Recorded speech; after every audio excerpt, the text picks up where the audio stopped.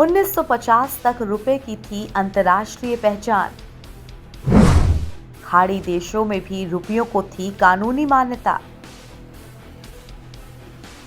आप में से बहुत से लोगों ने विदेश यात्राएं की होंगी। विदेश यात्राओं पर जाते समय आप लोगों ने मनी एक्सचेंज भी कराया होगा।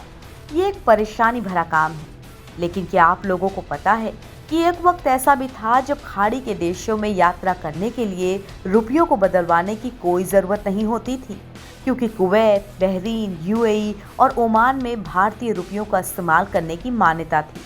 दरअसल ये सुविधा भारत में अंग्रेजों के शासन के दौरान लागू की गई थी, क्योंकि उस वक्त खाड़ी के देशों में भारतीय अर्थव्यवस्था का काफी दबदबा भी था। उस वक्त यूएई को तेल होने की भनक भी नहीं लगी थी, इसलिए यूएई इतना पैसे वाला देश नहीं था। हालांकि भारतीय रुपयों का खाड़ी देशों में कानूनी मान्यता होने का तस्करों ने काफी फायदा उठाया था। दरअसल भारतीय तस्कर खाड़ी के देशों से सोने की तस्करी किया करते थे। उस वक्त तस्करी करने का तरीका काफी आसान था। इसके लिए तस्कर रुपए के नोटों की गड्डी लेकर युवकों को व्यापारिक यात्राओं पर खाड़ी भेजते थे। वहां तस्करी के रुपयों से सोना खरीदा जाता था और भारत वापस लेकर आया जाता था। इसका असर ये हुआ कि खाड़ी देशों में रुपयों की कद्र और बढ़ गई। ऐसा नहीं है कि आज के वक्त में खाड़ी के देशों से सोने की तस्करी बंद हो गई है, ये अब भी बखूबी जारी है। हालांकि अब किसी भी देश से अगर आप सोना लाते हैं तो आपको उसका सीमा शुल्क देना होता है, और इसी शुल्क को देने से बचने के लिए लोग खाड़ी के देशों से तस्करी करते हैं, जबकि पहले ऐसा नहीं था। 1957 में खाड़ी के देशों से होती थी सोने की तस्करी। तस्करी की वजह से अर्थव्यवस्था को होता था नुकसान। 1957 और 1958 में खाड़ी देशों से तस्करी की समस्या अपने चरम पर थी।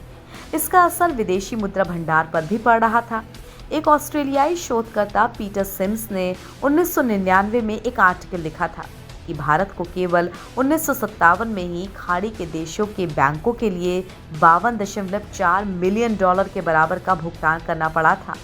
रिपोर्ट का अनुमान है कि 1957 के पहले 9 महीनों में तस्करी के सोने के बदले भारत ने $69.3 मिलियन खाड़ी देशों में दिए थे। 1 मई 1959 को भारत ने प्रस्ताव किया था पारित। इस समस्या से निपटने के लिए 1 मई 1959 को तत्कालीन राष्ट्रपति राजेंद्र प्रसाद ने संसद के दोनों सदनों में पारित होने के बाद आरबीआई संशोधन अधिनियम 1959 के लिए अपनी सहमति दी थी।